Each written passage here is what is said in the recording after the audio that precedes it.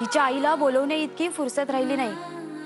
काल संध्याकाळीच पक्के झाले आणि उद्या लग्न. माय दूर असली म्हणून काय झालं? मावशी आहे तिची, काळजी कशासाठी करायची?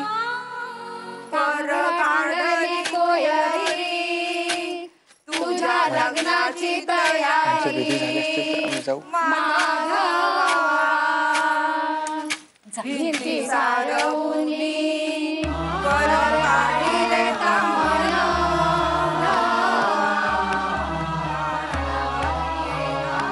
काकासाहेब, गोपाळ कुठे आहे?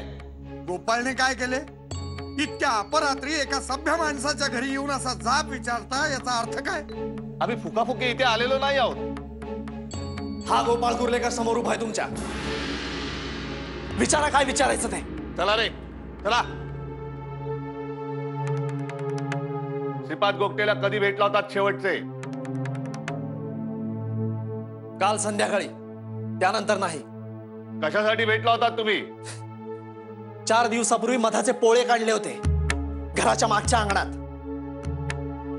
मध फार रुचकर होता. श्रीपादला हवा होता म्हणून द्यावयास गेलो होतो. अच्छा, चला रे, तुम्ही इथे शोधा, तुम्ही तिथे शोधा.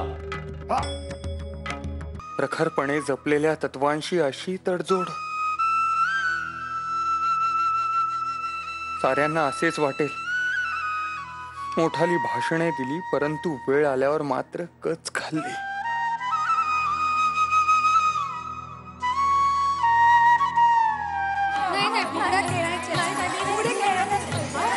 का गेला तमा सोडून रमा?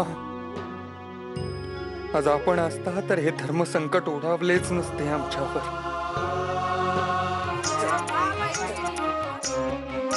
आणि या मंगल गाण्यांनी आनंद होण्याऐवजी बेचैनीच वाढते आहे. माधवराव, तुमच्यासाठी हे अग्निदिव्यच आहे.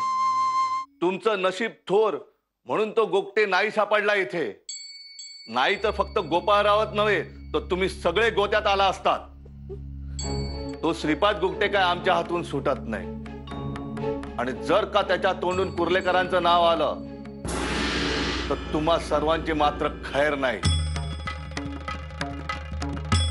हे तुमचे लग्न पार पडल्यानंतर लोक तुमच्यावर विश्वास कसा ठेवणार हे आधी स्पष्ट करा.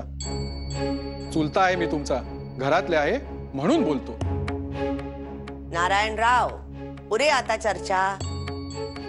आपण विश्रांती घ्यावी, नंतर सविस्तर बोलूयात. चला रे. भाऊसाहेबांना आम्ही शब्द दिला आहे. मनाविरुद्ध असले तरी हे लग्न होणारच. भाऊसाहेबांचा शब्द आम्ही खाली पडू देणार नाही. आता एका दिवसामध्ये माझी यमुना मला सोडून सासरी जाणार. आजूबाजूला तिचा वावर नसेल, किलबिलाट नसेल. माहेर सोडून सासरी जाणार माझी लेक कायमची. यमुनेचा तुम्हा जरा जास्तच लळा दिसतोय अण्णासाहेब. होय, श्रीपाद काहीही चुकीचे करत नाही. आई, ही ब्रिटिशांची चाकरी करणारी आपलीच माणसं पाहिली की तळपायाची आग मस्तकी जाते माझ्या. अभिमान वाटतो मला श्रीपाद गोगटेचा. निदान तुझ्या भावी जावयासारखा ब्रिटिशांची चाकरी करत नाही तो.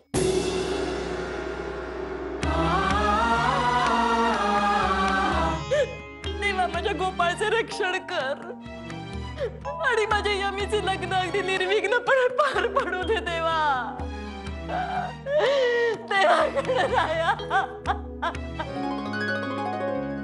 यमे, ही शेवरीची म्हातारी की नाही, माझी खुशाली त्यांच्यापर्यंत पोहोचवते आणि त्यांची खुशाली माझ्यापर्यंत. त्या मनाने आपण सारीकडे पाहिले ना तर पाने फुले सुद्धा आपल्याशी बोलू लागतात.